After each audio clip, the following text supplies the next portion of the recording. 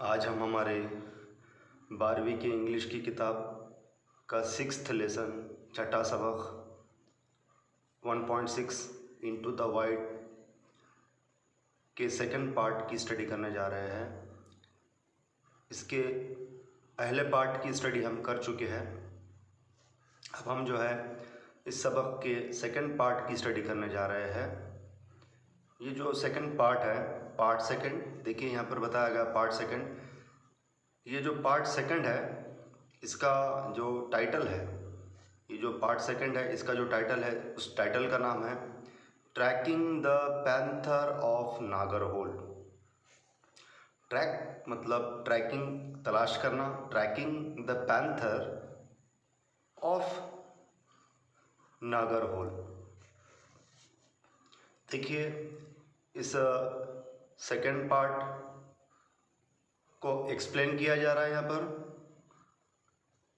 Shaz young is a wild life photographer, cinematographer, big cat tracker, man animal conflict resolution seeker and lodge owner, all rolled into one. Shaz young के बारे में जिक्र किया जा रहा है। ये जो है वाइल्ड लाइफ फोटोग्राफर है। वाइल्ड लाइफ फोटोग्राफर किसे कहते हैं? जो जंगल के अंदर जो अलग अलग किस्म के जंगली जानवर जो पाए जाते हैं, उन जंगली जानवरों की जो तस्वीरें जो है निकालने वाले जो फोटोग्राफर होते हैं, तो उन्हें वाइल्ड लाइफ फोटोग्राफर कहा जाता है। सिनेमाटोग्राफर, सिनेमाटोग्राफर का मतलब जो है जो अलग अलग जो है रिकॉर्डिंग करते हैं, वीडियो रिकॉर्डिंग करते हैं, तो उन्हें सिनेमाटोग्राफर कहा जाता है। Big cat tracker, big cat tracker, big cat tracker, यहाँ पर जो बिग कैट है, ये जो वर्ड है इसका ताल्लुक किससे है? पैंथर से। किससे? पैंथर से। बिग कैट ट्रैकर, उसकी तलाश करने वाले हैं ये big cat tracker. Man animal conflict resolution seeker, और इनका मकसद ये है, शाज यंग, इनका मकसद ये है कि क्या हो जाए, जो कॉन्फ्लिक्ट है यानी जो एक किस्म का झगड़ा है, एक किस्म का जो तनाज़ा है मैन एनिमल के बीच में, इंसान और जानवर, इंसान और जानवर के बीच में जो कॉन्फ्लिक्ट पैदा होता है, जो झगड़ा पैदा होता है, जो तनाज़ा पैदा होता है, तो उस तनाज़े को, उस झगड़े को ख़त्म कर दिया जाए। तो उसके लिए भी वो जो है काम करते हैं। कौन काम करते हैं? Shaz young. Man animal conflict resolution मतलब कुछ उसका जो है, कुछ उसका हल निकल जाए इस कॉन्फ्लिक्ट का, इसके लिए भी वो काम करते हैं। सीकर, वो चाहते हैं कि इसका कुछ जो है हल निकल जाए, तो उसकी भी वो तलाश करते रहते हैं। Lodge owner, all rolled into one, मतलब इतने सब उनके जो रोल्स हैं, ये जो रोल्स बताए गए हैं, यानी इतने सब जो है अलग अलग जो है, अलग अलग और जो है रोल्स के अंदर जो है उन्हों काम करते हैं शाज यंग। कौन कौन से रोल है देखिए उनके। देखिए पहला रोल क्या बताया गया है कि वो एक वाइल्ड लाइफ फोटोग्राफर है, जंगली जानवरों की तस्वीर जो है निकालते हैं, यानी जो जंगल के अंदर जो अलग अलग किस्म के, मुख्तलिफ़ किस्म के जो जानवर दिखते हैं, उनकी जो तस्वीर, फ़ोटोग्राफ़ी, फ़ोटोज़ निकालते हैं, उनके लाइफ के ऊपर, उन जानवरों के लाइफ के ऊपर जो है मूवीज़ बनाते हैं, वो वीडियोज़ बनाते हैं सिनेमाटोग्राफर। बिग कैट ट्रैकर, यानी वो तलाश करते रहते हैं। जो बिग कैट ट्रैकर का मतलब, ये जो वर्ड है किस, उसका ताल्लुक किससे? पैंथर से है, लेपर्ड से है, पैंथर से है, तो उसकी वो तलाश करते रहते हैं। Man animal conflict resolution Sikar, मतलब जो इंसान और जानवर, इन दोनों के बीच जो झगड़ा पैदा होता है, जो तनाज़ा पैदा होता है, उस कॉन्फ्लिक्ट को वो ख़त्म करने की कोशिश करते हैं। And lodge owner all rolled into one when he is away from the jungles of Nagarhole, यानी जब वो नागरहोल कि जंगल से जब वो दूर रहते हो जाते हैं, मतलब वो नागरहोल के जंगल से दूर हो जाते हैं, नागरहोल के जंगल को जब वो छोड़ देते हैं, जब उससे वो दूर चले जाते हैं, नागरहोल के जंगल से जब वो दूर चले जाते हैं, तो देखिए officially called the Rajiv Gandhi national park. ये याद रखिए कि जो नागरहोल है, जहाँ नागरहोल के अंदर जो जंगल है, नागरहोल के अंदर जो जंगल है उसको ऑफिशियली किस नाम से पुकारा जाता है? नागरहोल के जंगल्स को ऑफिशियली किस नाम से पुकारा जाता है? देखिए, the Rajiv Gandhi national park, इस नाम से पुकारा जाता है। तो इसका मतलब ये है कि जब वो राजीव गांधी नेशनल पार्क से दूर हो जाते हैं, नागरहोल के जंगलों से जब दूर हो जाते हैं, तो वो क्या करते हैं? His leading photography safaris in Africa. तो वो फोटोग्राफी सफारीज करते हैं अफ्रीका की, और showcasing his work at art galleries. और वो अपने जो भी वो मतलब जो भी फोटोग्राफी करते हैं या जो भी यानी वाइल्ड लाइफ फोटोग्राफी करते हैं, यानी जंगली जानवरों की जो तस्वीरें वो जो लेते हैं, उन पर जो वो वीडियोस बनाते हैं, उन पर जो मूवीज़ बनाते हैं, उनको वो क्या करते हैं? शोकेस करते हैं, बताते हैं, एग्जिबिट करते हैं। और शोकेसिंग हिज वर्क, वो अपने काम को बताते हैं at art galleries in capital cities. यानी कैपिटल सिटीज़ मतलब दुनिया के अंदर जितने भी जो है बड़े बड़े जो शहर होते हैं, तो वहाँ पर जाकर वो जो है अपने वर्क को बताते हैं। और ख़ास तौर पे कौन से सिटीज़ में जाकर अपने वर्क को बताते हैं? वो कैपिटल सिटीज़ में जाकर बताते हैं। कहाँ पर जाके बताते हैं? कैपिटल सिटीज़ में जाकर बताते हैं, राजधानियों में जाकर बताते हैं। And speaking to those interested in conserving the planet's riches. और वो किनसे बात करते हैं? वो किनसे बात करते हैं? वो उन लोगों से बात करते हैं, यानी उन लोगों से कम्युनिकेट करते हैं, उन लोगों से बातचीत करते हैं जो किस में इंटरेस्टेड हैं? जो लोग किस में इंटरेस्टेड हैं? जो लोग कॉन्जर्विंग, यानी किसको बचाने में इंटरेस्टेड है? कॉन्जर्विंग मतलब हिफाजत करना, बचाव करना। The planets reaches. The planets मतलब देखिए यहाँ ये जो वर्ड द प्लैनेट्स है, ये जो प्लैनेट्स, ये जो वर्ड है, ये किसके लिए आया है? अर्थ के लिए आया है। किसके लिए आया है? प्लैनेट अर्थ के लिए आया है। और रीचेस का मतलब ये है कि अर्थ के अंदर जितने भी कुदरती ख़जाने हैं, अर्थ के जितने भी कुदरती ख़जाने हैं, रिचेस का मतलब क्या है यहाँ पर? अर्थ के जितने भी कुदरती ख़जाने हैं उसकी हिफाजत करने के लिए, अर्थ के जो कुदरती ख़जाने हैं उसकी हिफाजत करने के लिए जो लोग इंटरेस्टेड है उनके साथ वो बातचीत करते हैं। कौन बातचीत करते हैं? Charles young.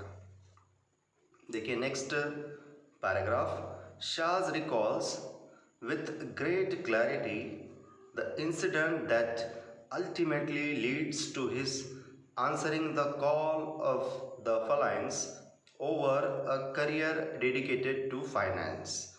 तो चार्ल्स यंग वो एक वाक़े का जिक्र करते हैं, एक अच्छे तरीके से एक वाक़े का जिक्र करते हैं, और जिस वाक़े ने उनकी ज़िंदगी को तब्दील कर दिया था, उनकी ज़िंदगी को तब्दील कर दिया था। तो कौन सा वाक़या है वो बता रहे, देखिए कि उनका करियर किस में था? डेडिकेटेड टू फाइनेंस, यानी वो अपना करियर किस में बनाने वाले थे? फाइनेंस में बनाने वाले थे, जिसका ताल्लुक़ किससे है? इकोनॉमी से है, मनी से है, मार्केट से है, फाइनेंशियल मार्केट से है, उसमें वो अपना करियर बनाने वाले थे। कौन करियर बनाने वाले थे? Charles young. लेकिन अचानक से जो है उनका रुझान किसकी तरफ चले गया? पूरा उनका रुझान फलाइंस की तरफ चले गया। अब फलाइंस का मतलब क्या है? देखिए फलाइंस किसे कहते हैं? देखिए felines an animal of the cat family, मतलब ऐसे जानवर जिनका ताल्लुक़ से है बिल्लियों के ख़ानदान से है, यानी ऐसा जानवर जिसका ताल्लुक़ किससे है, बिल्लियों के ख़ानदान से है। मतलब उसमें पैंथर ले लीजिए, लेपर्ड ले लीजिए, टाइगर ले लीजिए, चीता ले लीजिए, तो ये सब जानवर जो है कैट फैमिली से है। इस तरीके से यहाँ पर बताया गया। तो उनका इंटरेस्ट किधर चलेगा, जो है इधर चलेगा, मतलब इन जानवरों की तरफ चले गया। यानी उन्होंने अपना जो करियर है वो करियर किस में बनाने वाले थे, फाइनेंस में बनाने वाले थे, लेकिन ये करियर को उन्होंने छोड़ दिया। किसके लिए छोड़ दिया, इन जंगली जानवरों के लिए, क्योंकि उनका बहुत इंटरेस्ट था जंगली जानवरों के लाइफ में। It was somewhere around sunset, यानी शाम का वक्त था। देखिए, और जिक्र कर रहे हैं कहाँ का, नागरहोल का। We were at a junction, the deer were calling, और वो किसकी आवाज़ें सुन रहे थे, डीर, डीर मतलब हिरणों की जो है आवाज़ें सुन रहे थे वो। ही says we went around a blind turn, he continues, and up ahead on the path was this old leopard। जैसे ही वो आगे बढ़ते हैं तो उनकी मुलाकात किससे होती है, ओल्ड लेपर्ड से होती है। किससे होती है, ओल्ड लेपर्ड से होती है। You could tell he was past his prime। तो ये जो ओल्ड लेपर्ड है तो वो जो है बुजुर्ग हो चुका था, बूढ़ा हो चुका था, और इससे ये मालूम पड़ रहा था कि इस ओल्ड लेपर्ड के साथ क्या हुआ है कि उसने अपना जो अच्छा वक्त है, प्राइम मतलब अपना जो अपनी जो ताकत वाली ज़िंदगी है, अपनी जो ताकत वाली ज़िंदगी है वो ज़िंदगी को खो दिया था, वो ज़िंदगी ख़त्म हो गई थी। मतलब इस ओल्ड लेपर्ड की ताकत वाली ज़िंदगी ख़त्म हो चुकी थी, पास्ट बन चुकी थी। The jungle had taken a toll on him, he only had 3 कनाइन्स। तो यहाँ पर जो है उसके साथ, यानी ये जो ओल्ड लेपर्ड था उसके साथ और कितने थे उसके, यानी यहाँ उसके साथी बताए जा रहे हैं। उसके साथ कितने छोटे छोटे साथी थे, 3 कनाइन्स। हिज आइज वेयर सैगिंग, यानी ये बात बताई जा रही है वो जो ओल्ड लेपर्ड था तो उसकी आंखें जो है, उसकी आंखों का जिक्र किया जा रहा है। His eyes were sagging, sagging का मतलब यहाँ पर दिया गया, देखिए सैगिंग, ड्रूपिंग लैग्स, मतलब यहाँ पर जो है उसकी जो आंखें है वो कैसी बन रही थी, उसकी आंखें जो है कमज़ोर बनती चल रही थी, उसकी आंखें कमज़ोर हो रही थी। उसकी आंखें क्या हो रही थी, वीक हो रही थी, कमज़ोर हो रही थी।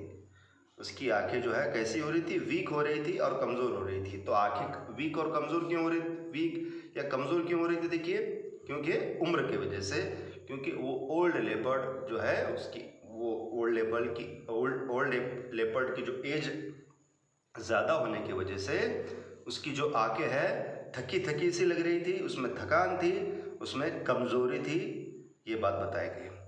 Close to this leopard was another very young, good-looking male who was soon to come into his prime।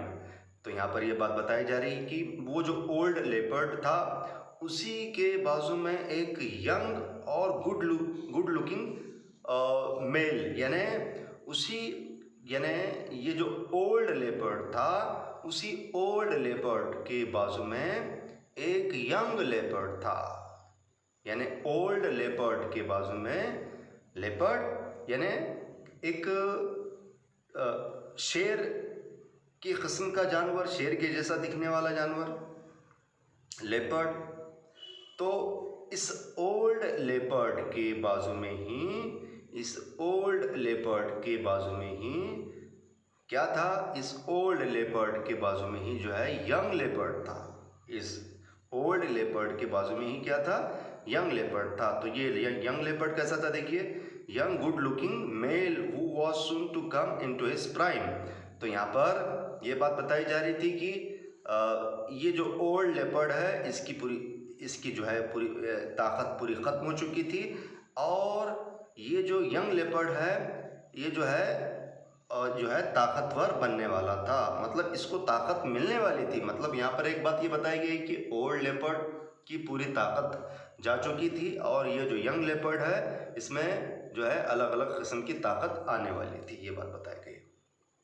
It was like looking at the past and the present.